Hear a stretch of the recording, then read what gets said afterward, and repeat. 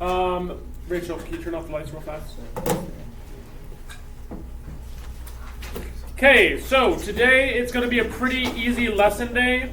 Let's turn on the backlights. There. Anyway, sometimes we are going to be integrating with respect to y. As we have known, we usually integrate with respect to x because we're looking for, okay, here's our y equals. We have an implicit equation. However, sometimes we run into some issues like this. Notice, what is the problem with one of these equations? X. It's an x equals. It is implicitly defined, but it's implicitly defined as x. Well, do we want that? We want y. If we have something equals y and something equals x, can we combine them really in an integral, do you think? No, because we need a dx or we need a dy. So, in this case, what happens is we run into an issue. This is used when dx is impossible, and I know it sounds weird to say this. We also call it annoying. I could do this. I could solve for y, get two separate equations, and use those two separate equations to create multiple integrals in order to do that. Do I really want to do that, though? No. So what I'm going to do instead is just say, okay, well, instead of saying x equals, I'm now going to say, instead of saying y equals, I'm now going to say x equals. So let's go ahead and determine this. We're going to choose the horizontal, not vertical,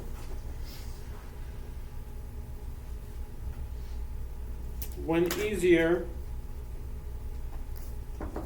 to describe functions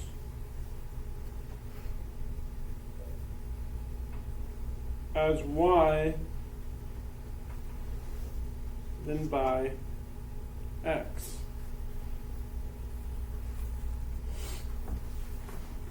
So let's go over here and look at this graph that we're looking at right over here. I want to find the area in between these two curves. Well, I have this portion here and this portion here. So what I'm looking for is the area in between these two curves, which would be that area right there. So I'm just going to draw a picture over here. I have right here this graph, and then cutting it off here is this graph.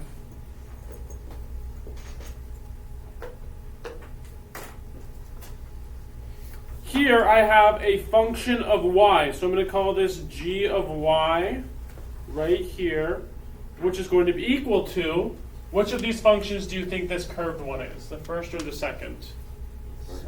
The first.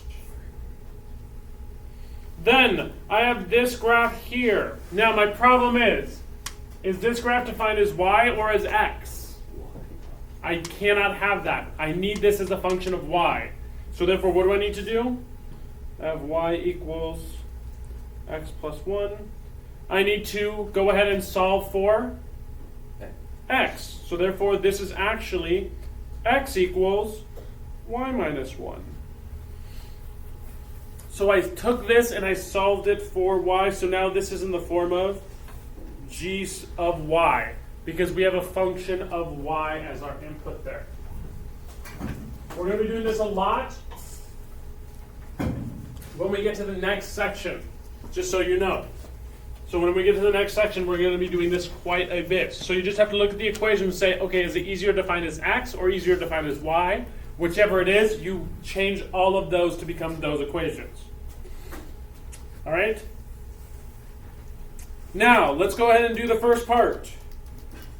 The area is going to be, what should my integral be here? What are my bounds? Well, before that, we need to do the integral of, here we have, actually I'm going to call this right here, everyone, I'm going to call this f of y. I have g of y, which is on top,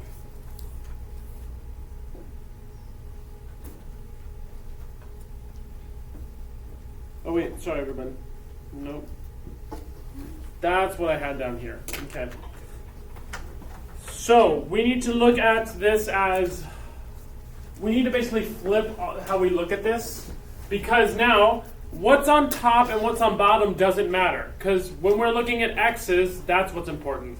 But if we inverse it, what should we be looking at instead? What's on the right versus what's on the left.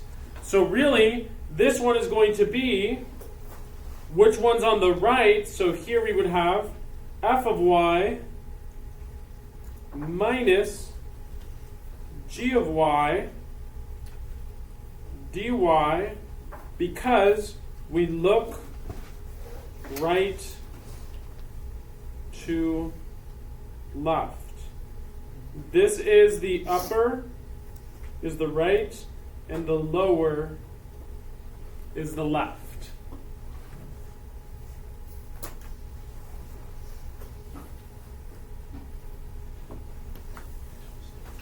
Then, before we can even set up the integral, we're still missing our bounds. So what do we need to do? We need to solve for when the two equations are equal. So I'm going to go ahead and set y minus 1 equal to this other equation, which is y squared minus 1.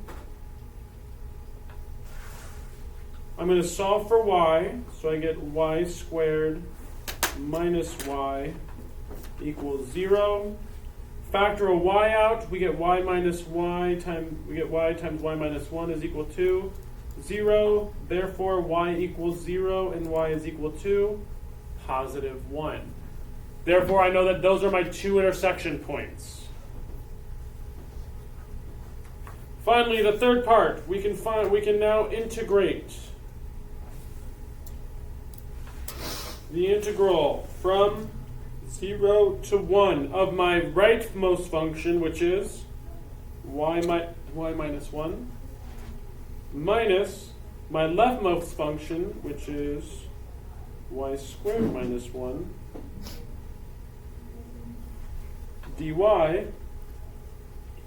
We can integrate this, subtract it out. We would get equals the integral from 0 to 1 of y minus y squared dy, which equals y squared over 2 minus y cubed over 3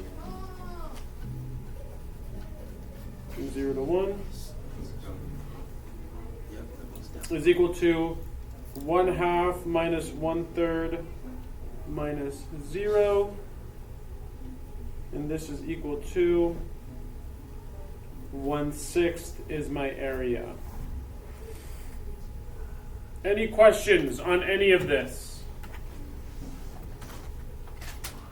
It's going to be a little bit of a different setup, and the hardest part is honestly going to be right to left. That will always be the hardest part. Okay? Make sure you remember that if they don't give you bounds, you need to find them either with your calculator or by hand, by setting them equal to each other and solving. A lot of the time, setting them equal to each other and solving is actually going to be faster than solving it by your calculator. Now, do we have any more questions on this section? I'm sorry, I'll wait. Feel free to look at it and just ask if you choose on anything.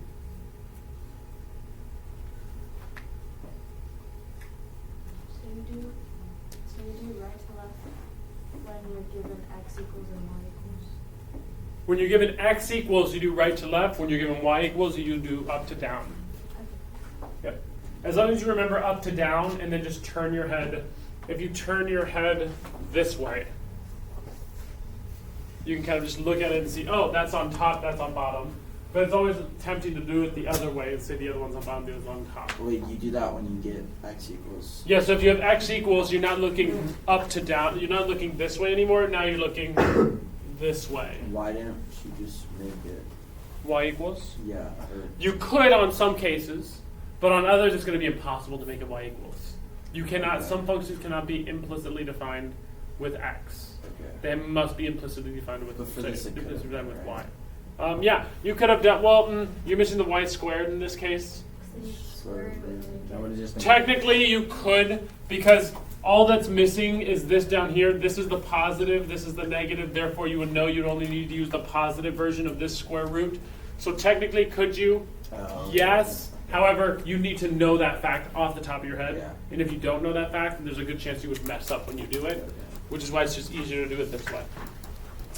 Okay, so what we're going to do now, I want you all to go over to the exploration real quick.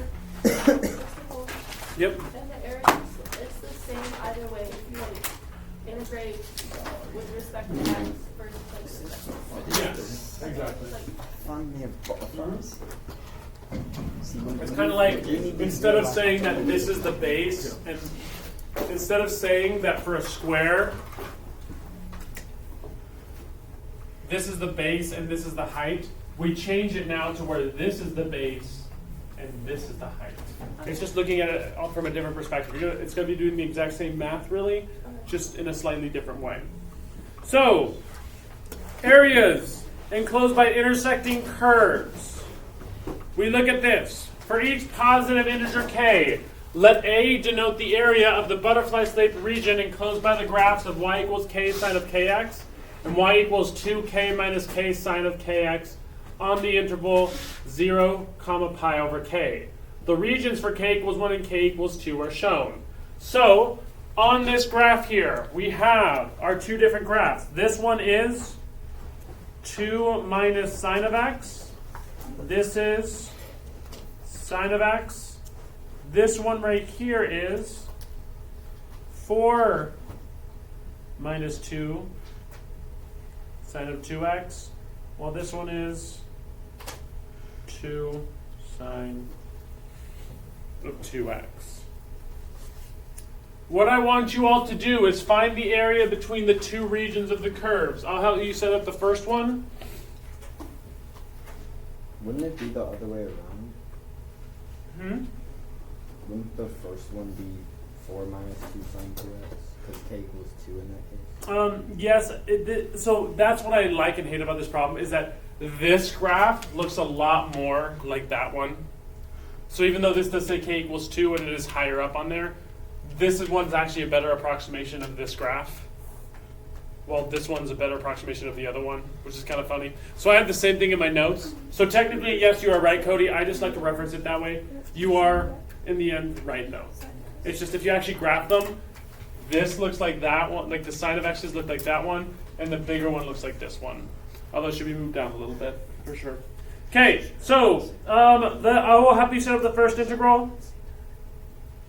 Here we have the first one. We're going from 0 to pi over k, which is just k equals 1 in this case. So I get on top, I have my 2 minus sine of x. And on bottom, I have minus sine of x.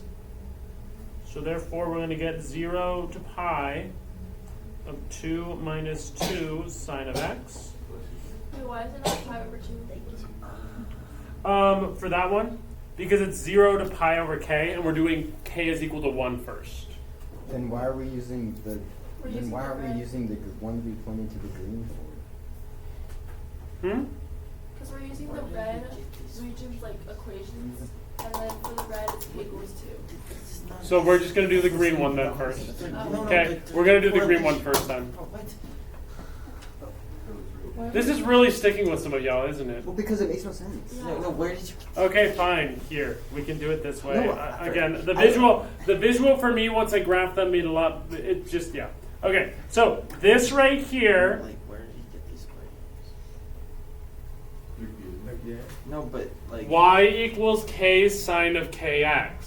You. Y equals 2k minus k sine of kx. 0 comma pi over k.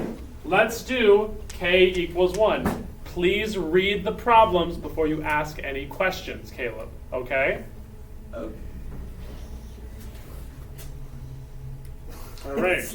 So this one is sine of x here. This one is going to be 2 minus sine of x. So we get to this point here. We will integrate it. we will get 2x minus plus 2 cosine x. We have to switch that positive to the negative to a positive. And then we go from 0 to pi. I have This a is- quick question. 1 second. This is going to equal 2 pi plus 2 cosine of pi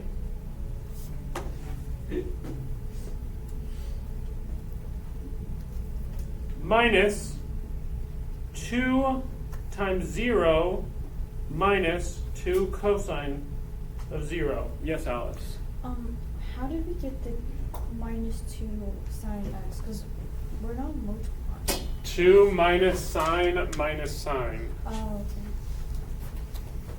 Thank you. Then we are going to get here, when we simplify everything, 2 pi. The 2 minus 0 cancels. 2 times cosine of pi is going to be equal to minus 1.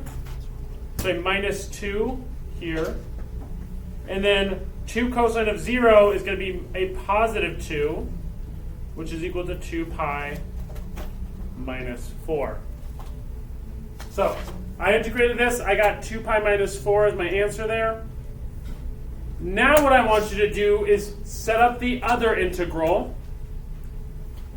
with the information given and find the area the same way I did. Watch out, you might need to use some u sub in this case.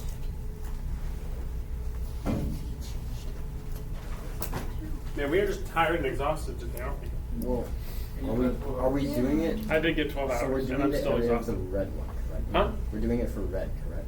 Yes, now we're doing it for the red one. I will even help you label these. This one is going to be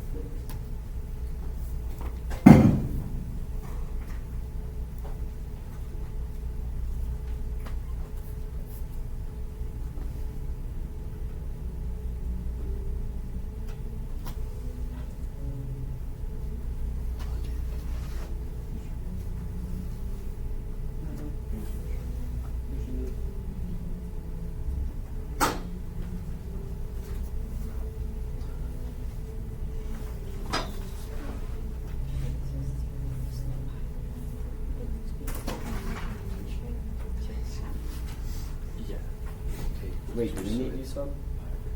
yes, because you have the 2's inside there. You can use mini u sub. Wait, why So do we watch need here. So we go from 0 to pi over 2.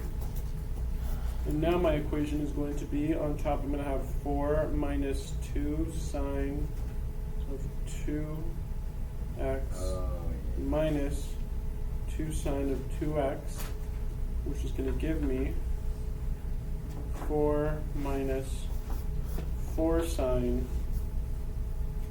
of 2x, which is going to equal 4x minus 4 times the sine of 2x. And then, remember, u sub, we use u sub when we have something inside of another function, or when we need to replace something. What do we have in here? We have a 2x. What's the derivative of 2x? What's the derivative of 2x? 2. Therefore, what should I divide this function by? 2. It doesn't cause any issues, so I don't have to do anything after that. Do you not change the sine to cosine? And it should be cosine, yes. From 0 to pi over 2. Plus 4 cosine 2x, right? Hmm? Oh yeah, plus 4. Then we're going to get 4 times pi over 2 plus 4 cosine of pi over 2 times 2, which would just be pi divided by 2. Actually, I can just write this out as 2, because 4 over 2 is 2, minus 4 times 0 plus 2 cosine of 0. Or did you just cancel out your? 4 to 2 become a 2 here. Okay. So then I get 4 times pi over 2, which is just going to be 2 pi. And then plus 2 cosine pi is going to be minus 2.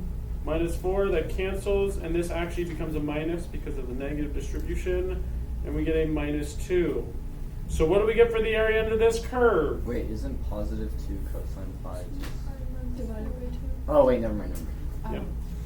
So we get 2 pi minus 4. Well, wait a second. What's the area of the other one? Oh, shoot. 2 pi minus 4. And 2 pi minus 4. Make a conjecture about the areas A sub k for k is greater than or equal to 3. What do you think that no matter what we do, we will get as the area whenever we do this? Same area. We will get 2 pi minus 4 will always be the area. And the reason for this is we can actually set up an integral with constants. And I'll kind of teach you how to deal with constants when you have numbers in this case. So let's say we have the integral of 0 to pi over k for 2k minus the sine of kx, sorry, minus k sine of kx, minus k sine of kx. This will again equal 2k minus k sine minus 2k sine of kx. And then we would just integrate this. When you integrate something and it's a constant, you just ignore it. Just keep it as a k. So what's the integral of 2k going to be? It's going to be 2kx minus 2k sine kx. It's going to be 2k sine of kx. And what is the derivative of kx, everyone? Just k. So what am I going to divide this by? K from 0 to pi over k. Wait, That's going to be cosine now, yes. So we don't square our x? We're not, what? Which x? We're taking the integer by Yeah. So there's no x in here. There's just an x on the inside of sine kx. Oh, okay. Now I input this into here, I get 2k times pi over k plus 2 cosine of k times pi over k minus 2k times 0 minus 2 cosine of 0. So no matter what value you input for k, you will always get this form of an equation. Well, what cancels? K's cancels, we're left with 2 pi. K's cancels, we're left with negative 2. There's no canceling over here, but we still get 2 pi minus 4. Which is, I know it doesn't sound very, very interesting to some of you, but to me it's always awesome. The idea that there are multiple functions out there that all have the same area under the curve, no matter how much, as long as you follow the pattern and add the right things in there.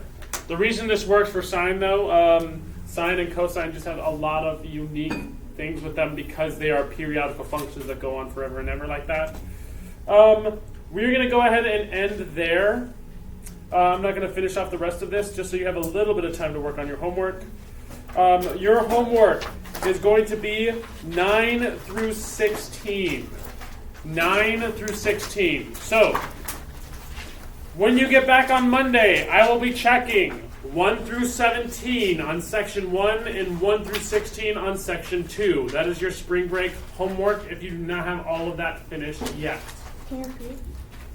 1 through 17 for section 1, and then 1 through 16 on section 2. Oh. All right. You have the rest of the time to work.